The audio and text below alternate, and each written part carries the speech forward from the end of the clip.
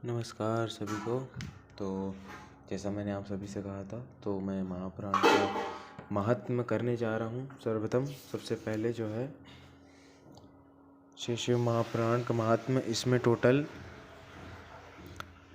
7 अध्याय हैं। तो ये सातों के अलग अलग पार्ट बनाऊंगा, वीडियो बनाऊंगा। तो अगर इसमें मेरे साउंड में मतलब कुछ गड़बड़ होगा, बैकग्राउंड आवाज़ अच्छे से ना आए, मतलब कुछ से फर्स्ट वीडियो है, तो कृपया बताइए जो भी कमी अमी होगी। तो मैं शुरू करता हूँ।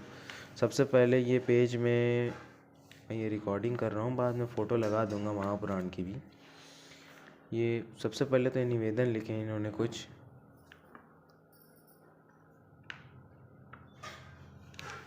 पुराण वाङ्मय श्री महापुराण का अत्यंत महिमामय स्थान है। अच्छा, ये इनके बारे में बता रहे हैं कि ये सभी ऋषियों, ये जो गीता प्रेस वाली महापुराण है ना, ये किसी एक ने ट्रांसलेट नहीं किया है। ये मूल हिंदी में इन्होंने ट्रांसलेशन किया है। 24,000 श्लोक हैं इसमें, बाकी आगे का वर्णन होता है। तो हम सीधा शिव महापुराण का प्रथम अध्याय शुरू करते हैं महात्म्य का। ओम श्री शांब शिवाय नमः। ओम श्री गणेशाय नमः। श्री शिव महापुराण महात्म्य अथ प्रथमो अध्याय। शौनक जी के साधन विषयक प्रश्न करने पर सूत जी का उन्हें शिव महापुराण की महिमा सुनाना। श्री शौनक जी बोले, हे महाज्ञानी सूत जी, संपूर्ण सिद्धांतों के ज्ञाता है प्रभु, मुझसे पुराणों की कथाओं के सारत्व का विशेष रूप से वर्णन कीजिए। सदाचार, भगवत भक्ति और विवेक की वृद्धि कैसे होती है तथा साधु पुरुष किस प्रकार अपने काम, क्रोध आदि मानसिक विकारों का निवारण करते हैं। इस घोर कलयुग में जीव प्रायः आसुर स्वभाव के हो गए हैं। उस जीव समुदाय को शुद्ध दैवी संपत्ति से युक्त बनाने के लिए सर्वश्रेष्ठ उपाय क्या है? आप इस समय मुझे ऐसा कोई शाश्वत साधन बताइए जो कल्याणकारी वस्तुओं में भी सबसे उत्कृष्ट एवं परम मंगलकारी हो तथा पवित्र करने वाली उपायों में भी सर्वोत्तम पवित्र कारक उपाय हो। तात वह साधन ऐसा हो जिसके अनुष्ठान से शीघ्र ही अंतःकरण की विशेष शुद्धि हो जाए तथा उससे निर्मल चित्त वाले पुरुष को सदा के लिए शिव की प्राप्ति हो जाए। सूत जी बोले, मुनिश्रेष्ठ शौनक, आप धन्य हैं। आपके हृदय में पुराण कथा सुनने के प्रति विशेष प्रेम एवं लालसा है। इसलिए मैं शुद्ध बुद्धि से विचार कर परम उत्तम शास्त्र का वर्णन करता हूँ। वत्स, संपूर्ण शास्त्रों के सिद्धांत से संपन्न भक्ति आदि को बढ़ाने वाले, भगवान शिव को संतुष्ट करने वाले तथा कानों के लिए रसायन स्वरूप दिव्य पुराण का श्रवण कीजिए। यह उत्तम शिव पुराण काल रूपी सर्प से प्राप्त होने वाले महान त्रास का विनाश करने वाला है। हे मुने, पूर्व काल में शिव जी ने इसे कहा था। गुरुदेव व्यास जी ने सनत कुमार मुनि का उपदेश पाकर कलयुग के प्राणियों के कल्याण के लिए बड़े आदर से संक्षेप में इस पुराण का प्रतिपादन किया है। हे मुने, विशेष रूप से कलयुग के प्राणियों की चित्त शुद्धि के लिए इस शिव पुराण के अतिरिक्त कोई अन्य साधन नहीं है। हे मुने, जिस बुद्धिमान मनुष्य के पूर्व जन्म के बड़े पुण्य हैं, उसी महाभाग्यशाली व्यक्ति को इस पुराण में प्रीति होती है। यह शिव पुराण परम उत्तम शास्त्र है। इसे इस भूतल पर भगवान शिव का वाङ्मय स्वरूप समझना चाहिए और इस सब प्रकार से इसका सेवन करना चाहिए। इसके पठन और श्रवण से शिव भक्ति पाकर श्रेष्ठतम स्थिति में पहुंचा हुआ मनुष्य शीघ्र ही शिव पद प्राप्त कर लेता है।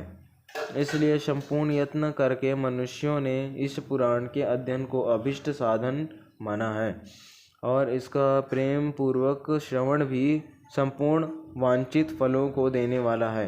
भगवान शिव के इस पुराण को सुनने से मनुष्य सब पापों से मुक्त हो जाता है और तथा बड़े बड़े उत्कृष्ट भोगों का उपभोग करके अंत में शिवलोक को प्राप्त कर लेता है। राजसूय यज्ञ और सैकड़ों अग्निष्टोम यज्ञों से जो पुण्य प्राप्त होता है वह भगवान शिव के कथा के सुनने मात्र से प्राप्त हो जाता है। देखो बाबा के महापुराण के सुनने का महत्व। आगे पढ़ते हैं। हे महामुने, जो लोग इस श्रेष्ठ सार्थ शिव पुराण का श्रवण करते हैं उन्हें मनुष्य नहीं समझना चाहिए, वे रुद्र स्वरूप ही हैं, इसमें संदेह नहीं। रुद्र मतलब भगवान शिव होते हैं। इस पुराण का श्रवण और कीर्तन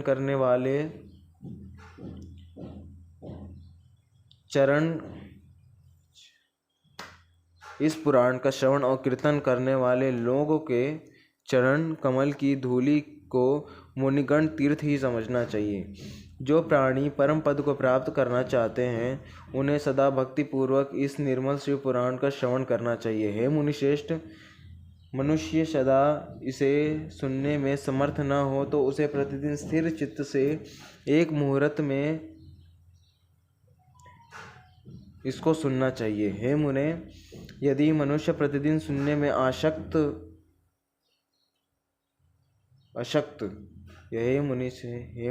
यदि मनुष्य प्रतिदिन सुनने में भी अशक्त हो तो उसे किसी पवित्र महीने में इस शिव पुराण का श्रवण करना चाहिए। जो लोग एक मुहूर्त तथा उसका भी आधा अथवा क्षण मात्र भी पुराण का श्रवण करते हैं उनकी दुर्गति नहीं होती।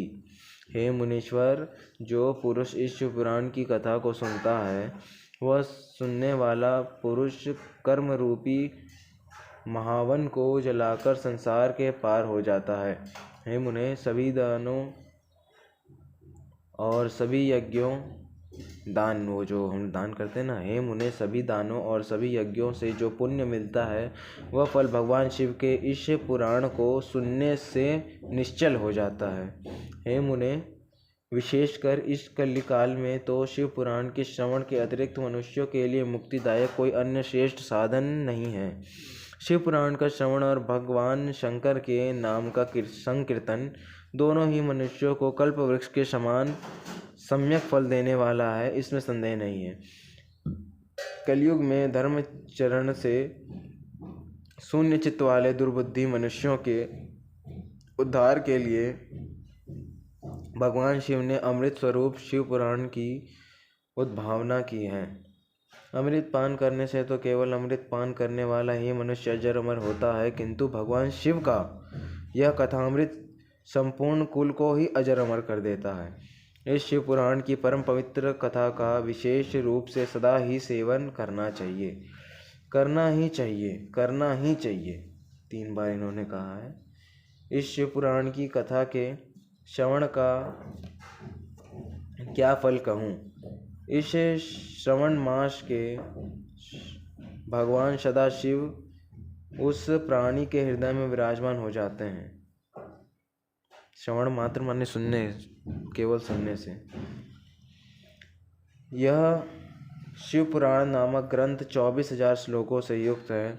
इसमें 7 संहिताएं हैं। मनुष्य को चाहिए कि वह भक्ति, ज्ञान और वैराग्य से भली भांति संपन्न हो बड़े आदर से इसका श्रवण करें। पहली विश्वेश्वर संहिता, दूसरी रुद्र संहिता, तीसरी शतरुद्र संहिता, चौथी कोटि रुद्र संहिता और 5वीं उमा संहिता कही गई है। छठी कैलाश संहिता और 7वीं वायवई संहिता। इस प्रकार इसमें 7 संहिताएं हैं। 7 संहिताओं से युक्त यह दिव्य शिव पुराण परम ब्रह्म परमात्मा के समान विराजमान है और सबसे उत्कृष्ट गति प्रदान करने वाला है। जो मनुष्य 7 संहिताओं वाले इस शिव पुराण को आदर पूर्वक पूरा पढ़ता है वह जीवन मुक्त कहा जाता है। हे मुने, जब तक इस उत्तम शिव पुराण को सुनने का अवसर नहीं प्राप्त होता तब तक अज्ञानवश प्राणी इस संसार चक्र में भटकता रहता है। भ्रमित कर देने वाले अनेक शास्त्रों और पुराणों के श्रवण से क्या लाभ। समझ में आया कुछ? भ्रमित कर देने वाले अनेक शास्त्रों और पुराणों के श्रवण का क्या लाभ, जबकि एक शिव पुराण ही मुक्ति प्रदान करने के लिए गर्जन कर रहा है। इस जिस घर में इस शिव पुराण की कथा होती है वह घर तीर्थ स्वरूप ही है और उसमें निवास करने वालों के पाप यह नष्ट कर देता है। हजारों अश्वमेध यज्ञ और सैकड़ों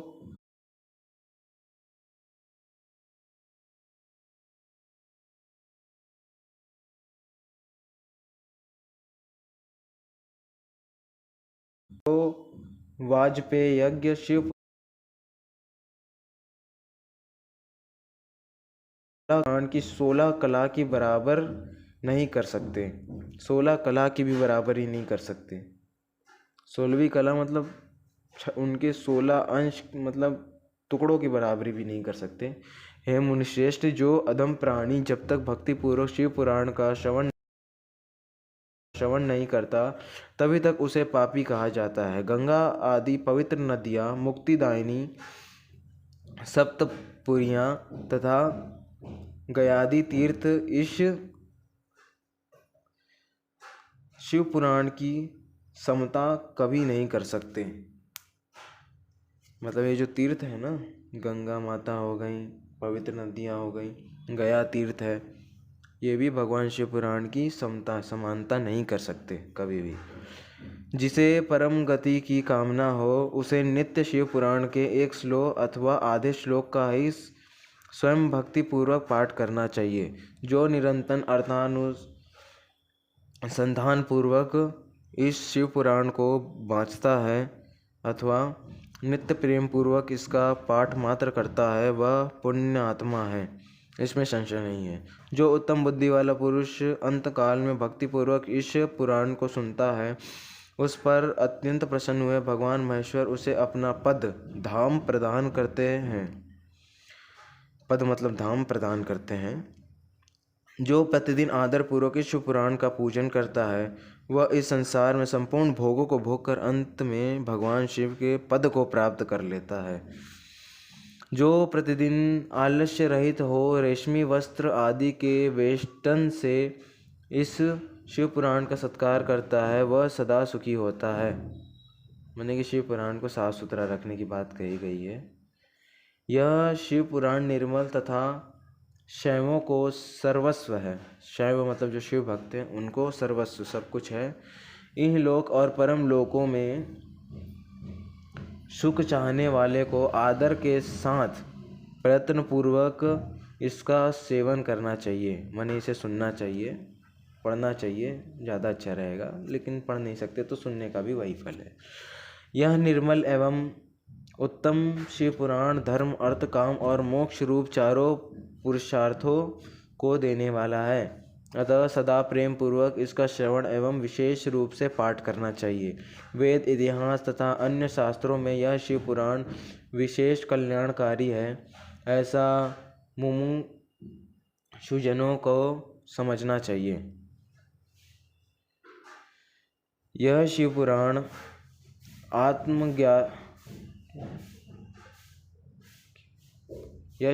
आत्मज्ञों के लिए सदा सेवनीय है, सत्पुरुषों के लिए पूजनीय है, तीनों प्रकार के तपों का शमन करने वाला है, सुख प्रदान करने वाला है तथा ब्रह्मा विष्णु महेश आदि देवताओं को प्राणों के समान प्रिय है। ऐसे शिव पुराण को मैं प्रसन्न चित्त से सदा वंदन करता हूँ। भगवान शंकर मुझ पर प्रसन्न हो और अपने चरण कमलों की भक्ति मुझे प्रदान करे।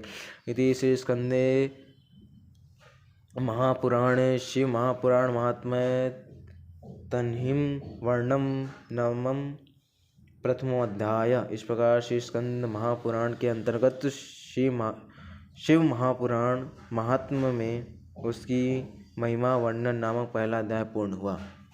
तो ये पहली वीडियो थी। अगर मैंने कुछ गलत कहा हो या फिर कुछ बीच में कहा हो या फिर आपको समझ में नहीं आया हो तो कृपया कमेंट कर देना ताकि मैं अच्छे से वीडियो सुधार सकूं। और अगर साउंड क्वालिटी तो नहीं है तो देख लीजिए, जैसा होगा बता दीजिएगा। बाकी जो भी होगा कमेंट कर दीजिएगा, मैं आपके कमेंट का रिप्लाई ज़रूर करूँगा। बाकी इसको फैलाएं ताकि और लोग भी महापुराण सुने, क्योंकि जो कथा होती है कथा में तो महापुराण ये 4000 पेजेस से ज़्यादा हैं। 7 दिन में, 9 दिन में, 3 दिन में कहाँ से इतना हो सकेगा। आधा अधूरा बताते हैं और आधा अधूरा ज्ञान आपको पता है खतरनाक होता है। माँ बाबा की कृपा से हो रही है। बीच बीच में मैं आपको समझाते चलूँगा जो जो माँ की कृपा से मैं बता सकता हूँ। बाकी अटक अटक के थोड़ा कर रहा हूँ, धीरे धीरे सुधारते जाएंगे। कृपया आप सपोर्ट करना, बस इतनी प्रार्थना है मेरी आपसे। थैंक यू, धन्यवाद, जय माता जी।